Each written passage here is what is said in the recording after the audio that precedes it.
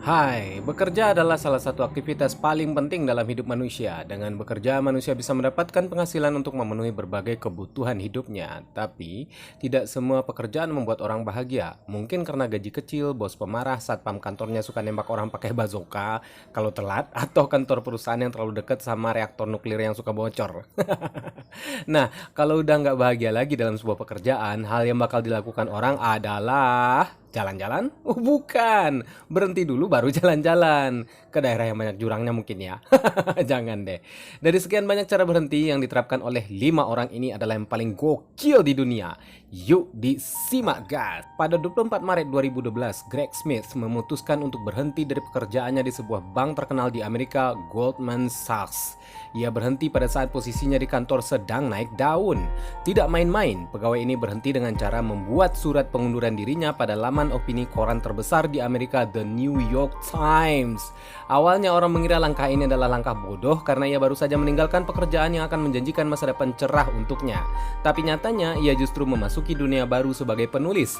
Bukunya yang memuat cerita soal surat pengunduran diri di koran besar itu ternyata bestseller dan ia sering diundang sebagai pembicara atau motivator di berbagai negara bagian. Kini ia justru menjadi seorang miliuner baru. Wow.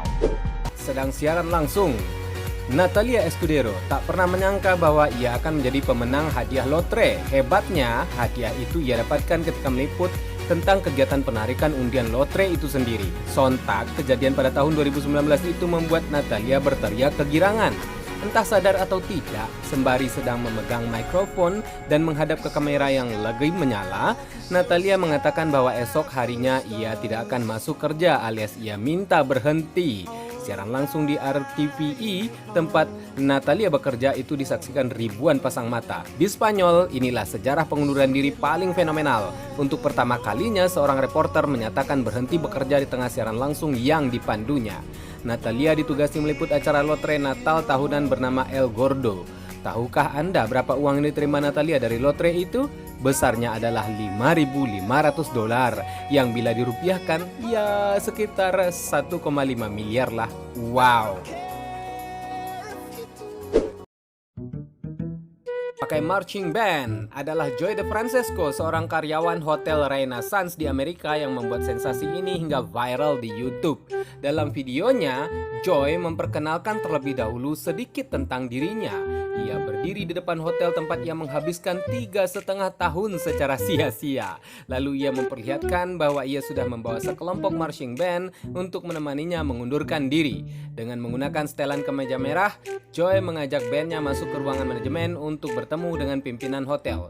Si bos lalu keluar dengan marah-marah karena melihat kerumunan band di dalam ruangannya. Tapi Joy malah menyerahkan surat pemberhentiannya tanpa menjelaskan panjang lebar. Lalu band pun melakukan aksinya. Joy diiringi berjalan keluar sambil senyum-senyum kayak pengantin baru. Wow!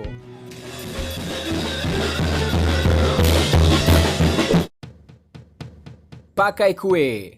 Chris Holmes udah nggak tahan lagi dengan pekerjaannya sebagai petugas di sebuah bandara di Inggris. Untuk itu, ia berusaha membangun bisnis sebelum kehilangan sumber penghidupannya. Dan upaya itu berhasil. Sebuah toko kue yang ia kembangkan lewat penjualan online menarik perhatian ratusan pelanggan dalam beberapa hari pembukaannya. Dan akhirnya, Chris sang pemilik berhasil mengumpulkan uang lebih besar ketimbang gajinya ketika menjadi petugas bandara. Bulan April 2013, Chris pun mengundurkan diri. Uniknya, pengunduran diri itu ia nyatakan dengan menulisnya pada sebuah kue. Alih-alih menyedihkan, pengunduran diri Chris ini justru dipandang kreatif. Karena selain caranya beda, juga punya efek promosi bagi usaha Chris sendiri. Nyatanya setelah disampaikan, kue